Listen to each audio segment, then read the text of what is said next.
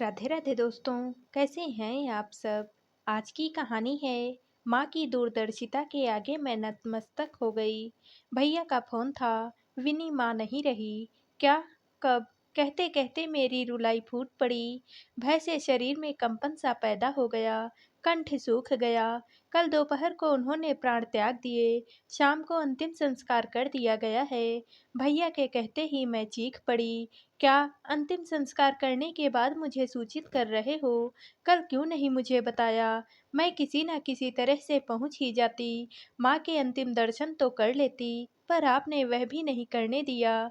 विनी शव को ज्यादा देर तक रखा नहीं जा सकता था। डॉक्टरों का कहना था कि 2-3 घंटे के भीतर दाह संस्कार कर दिया जाए। शरीर में खून व पानी का रिसाव रुक ही नहीं रहा था।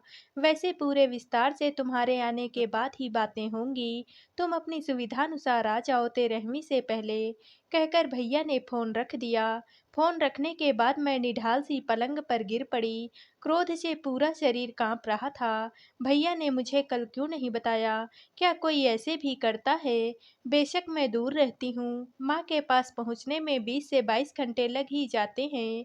ट्रेन बदलनी पड़ती है। उस क्षेत्र के लिए सीधी वायु सेवाएं भी उपलब्ध नहीं हैं। लेकिन दूसरे लोग भी तो शव को अंतिम दर्शन के लिए रखते ही हैं। बर्फ पर रख कर कुछ दवाएं घोल रासायनिक लेप आदि लगाकर तो 2-3 दिनों तक रखा ही जा सकता है। पर भैया ने तो अपना काम निपटा दिया। यह भी नहीं सोचा कि इकलौती बेटी को माँ से कितना प्यार लगाव होता है। अब सारी उम्र मुझे यही गम सालता रहेगा कि मैं माँ के अंतिम दर्शन तक नहीं कर सकी। अगले दिन की टिकट उपलब्ध होने पर पतिदेव के साथ मायके के लिए निकल पड़ी। मेरा उखड़ा मूड व उदास चेहरा देखकर पति मुझे सांत्वना देते रहे, समझाते रहे कि कोई कारण होगा, इसीलिए भैया ने मुझे देर से सूचना दी है। लेकिन मैं तो भैया को लगातार दोषी ठहरा रही थी। भला माँ बाप के निधन की खबर भी कोई इतनी विलंब से करता है? पिछले महीने माँ से मिलकर आई थी। उनका स्वास्थ्य बिगड़ रहा था। एक किडनी निष्क्रिय हो चुकी थी, दूसरी भी काफी कमजोर थी। उस पर सूजन आ गई थी। आए दिन अस्पतालों डॉक्टरों के यहाँ चक्कर लग रहे थे। परिवार में तनाव का माहौल था। पिताजी, भैया, भाभी सभी चिंतित थे। माँ की देखभाल में भी किसी तरह की कोई कमी नहीं थी। सभी अपने फर्ज को पूरी तरह से निभा रहे थे। भाभी माँ की सेवा टहलने कोताही नहीं आने देती थी। इस बात से मुझे सुकून मिला था। उस दिन बातों बातों में माँ ने भी कह दिया था, औलाद के मामले में मैं बड़ी ही भाग्यशाली हूँ। बेशक 2 ही संतानें हैं, एक बेटा और एक बेटी, पर दोनों ही लायक, आज्ञाकारी, प्यार, सम्मान व अपनापन देने वाले हैं। फिर बहू भी मुझे वैसी ही मिली है। कभी भी माथे पर बल नहीं डालती, अपनी जिम्मेदारियां बखूबी निभा रही है। भाभी सचमुच बेहद समझदार, सुघड़ व समझौतावादी प्रवृत्ति की थी। मुझसे 2 वर्ष पहले ही भैया की शादी हुई थी। भाभी ने हमेशा मुझे बड़ी बहन सा प्यार व सहयोग दिया। मेरी परेशानियों में साथ दिया, मार्गदर्शन किया। मेरी शादी के वक्त तो वे भाग भाग कर काम करती रही थी। रिश्तेदारों की खातिरदारी में कोई भी कसर नहीं रहने दी। सभी रिश्तेदार भाभी की प्रशंसा कर रहे थे। किसी ने तो कह भी दिया था कि जिनके घर में ऐसी समझदार बहू हो, उनका बुढ़ापा तो संवर गया। शादी के बाद जब भी मैं मायके जाती, भाभी मुझे पूरा समय देती। कभी हम फिल्म देखने चले जाते, तो कभी शॉपिंग करने। माँ भी संतुष्ट थी, साथ ही सदा ऊर्जा व उत्साह से भरी रहती। कई बार हमारे साथ फिल्म देखने या किसी सहेली या किसी रिश्तेदार से मिलने के लिए भी चल पड़ती। मेरी सहेलियां आती तो उनके साथ भी खूब बातें करती। वे कहती कि तू कितनी भाग्यशाली है जो तुझे ऐसी माँ मिली है। इतना प्यार करने वाली, सखियों की तरह हंसी मजाक, दुख सुख में साथ देने वाली, समस्याओं का उचित समाधान सुझाने वाली, हमेशा उत्साह से भरपूर। वरना कई माएँ तो बात बात पर रोक टोक, प्रतिबंध, डांट डपट लगाती हैं। कभी कभी तो भैया, भाभी, मैं और माँ रात को कुछ देर तक बैठकर किस्से कहानियां कहते सुनते रहते, तो कभी ताश की बाजी भी जम जाती। माँ कहती कि ये सब इकट्ठे मिल बैठने के निमित्त हैं, इसी बहाने सब कुछ देर हंस बोल लेते हैं, आपस में प्यार व अपनापन भी बढ़ता है। पिताजी भी एकांत प्रिय स्वभाव के थे। वे अंदर अपने कमरे में अखबार या पुस्तकें पढ़ते रहते। पिछले साल जब माँ स्वस्थ थी, तब मैं 10 दिनों के लिए आई थी। रोज ही गपशप, घूमना फिरना, खरीदारी चल रही थी। उस दिन रात को बाहर अच्छे होटल में खाना खाने का प्रोग्राम बना। जब खाना खाकर घर लौटे तो कुछ देर बाद से ही माँ के पेट में भयंकर सा दर्द उठा। फौरन डॉक्टर को बुलाया गया। जांच परीक्षण के बाद डॉक्टर ने बताया कि खाने में शायद कुछ बासी चीज खा ली है। 2 दिन दवा लेने के बाद माँ स्वस्थ हो गई।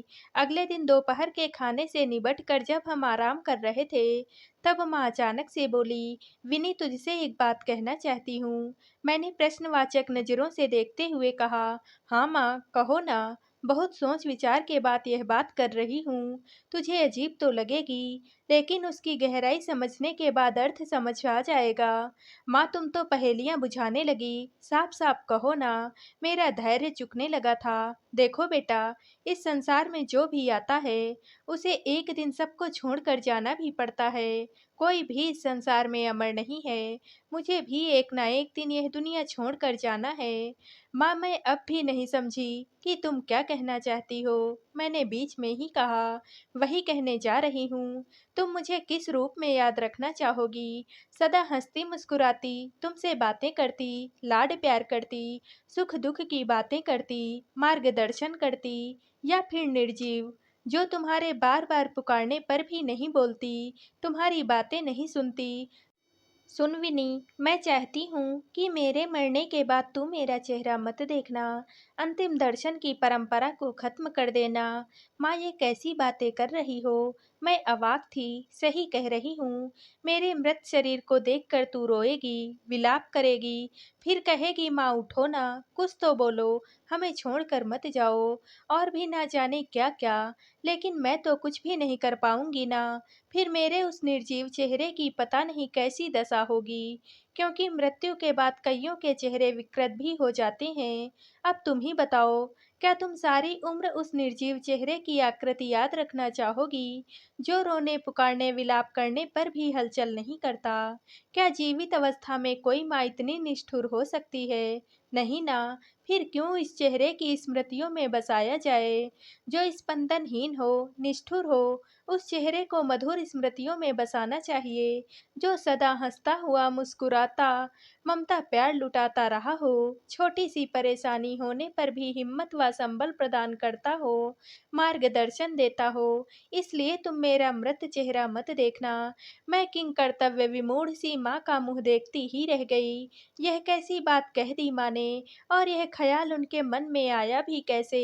माँ बहुत पढ़ी लिखी तो नहीं थी, लेकिन उन्हें फिर भी पुस्तकें पढ़ने का बेहद शौक था। दोपहर के खाने के पश्चात घंटा भर कुछ न कुछ जरूर पढ़ती थी।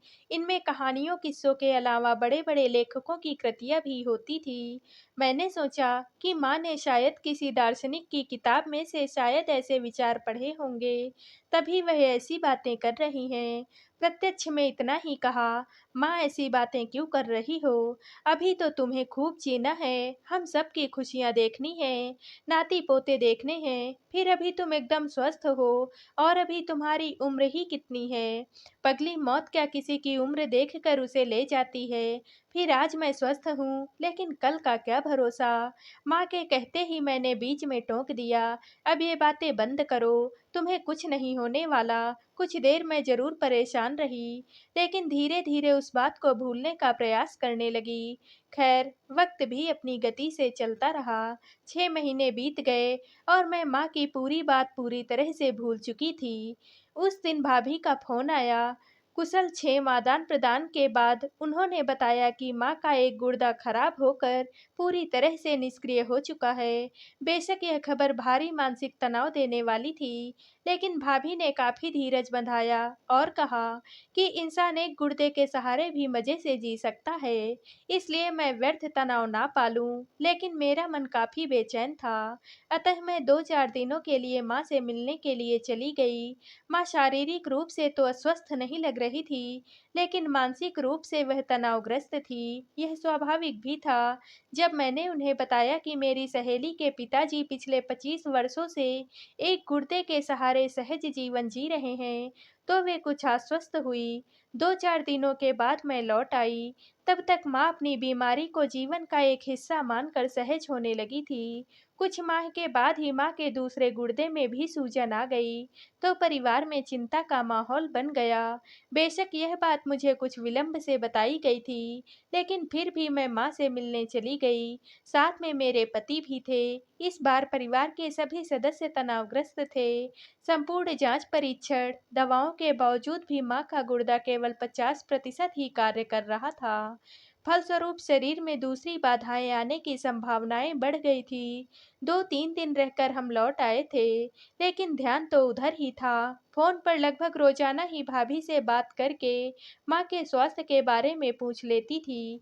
उन्होंने बताया था कि हाल स्थिर है तथा दवाएं भी चालू हैं। स्टेशन आ गया था और मैं भी अतीत की गलियों से निकलकर वर्तमान में लौट आई थी। जब घर पहुंची तो देखा कि बरामदे में कुछ लोग बैठे थे। सामने माँ की तस्वीर पर ताजा फूलों का हार चढ़ा था। अगरबत्ती की महक पूरे वातावरण में फैली हुई थी। तस्वीर में माँ मुस्कुरा रही थी। मैं स्वयं पर नियंत्रण खो बैठी। भाभी के गले लगकर बुक्का फाड़ कर रोने लगी। कुछ शांत होने पर भैया से शिकायत की। आपने मुझे इतना गैर समझ लिया कि दूसरे दिन खबर की। माँ के अंतिम दर्शन भी नहीं करने दिए। कभी कोई ऐसे भी करता है क्या? विनी मैं मजबूर था। भैया ने मेरे सिर पर सांत्वना भरा हाथ रखा। फिर वह मुझे भीतर के कमरे में ले गए, जहां पर माँ की वही तस्वीर जो बाहर रखी थी, छोटे आकार में दीवार पर टंगी थी। 15 दिन पहले माँ का दूसरा गुर्दा भी फेल हो गया था। उन्हें डायलिसिस पर रखा जा रहा था। वे बेहद कमजोर हो गई थी। उनका रंग भी काला पड़ने लगा था। उन्हें पता लग चुका था कि अब वे कुछ ही दिनों की मेहमान हैं। एक दिन वे मुझसे बोली, मैं चाहती हूँ कि मेरी मौत के बाद विनी को खबर ना किया जाए। मेरा मरा मुंह, निर्जीव शरीर देखकर वह रोए चीखे वह विलाप करेगी और मैं निष्ठुर बनी कुछ नहीं देख सुन पाऊंगी। यह सोचकर ही मुझे घबराहट व तनाव होने लगता है। अंतिम संस्कार के बाद ही उसे सूचित करना। मैं चाहती हूँ कि वह मेरा हमेशा हंसता बोलता व मुस्कुराता चेहरा ही याद रखे। वह बड़ी ही संवेदनशील है। पता नहीं मौत के बाद मेरे चेहरे शरीर की क्या दशा होगी। अगर उसने देख लिया तो सदा उसी को याद करके तनावग्रस्त रहेगी। तुम्हें अटपटा जरूर लगेगा, लेकिन मेरी यही अंतिम इच्छा है। और विनी सचमुच माँ के चेहरे की स्थिति इस कदर बिगड़ गई थी कि शव का 2-3 घंटे के भीतर ही दाह संस्कार करना पड़ा। अब तुम ही बताओ कि मैं क्या करता। भैया की आंखों में नमी तैर गई थी। भैया के प्रति शिकायत के जो भाव मेरे मन में पैदा हुए थे, वे तिरोहित होने लगे थे और माँ की दूरदर्शिता के आगे मैं नतमस्तक हो गई थी। तो दोस्तों, आप सबको ये कहानी कैसी लगी? कमेंट करके ज़रूर बताइएगा और वीडियो को लाइक व शेयर कीजिएगा।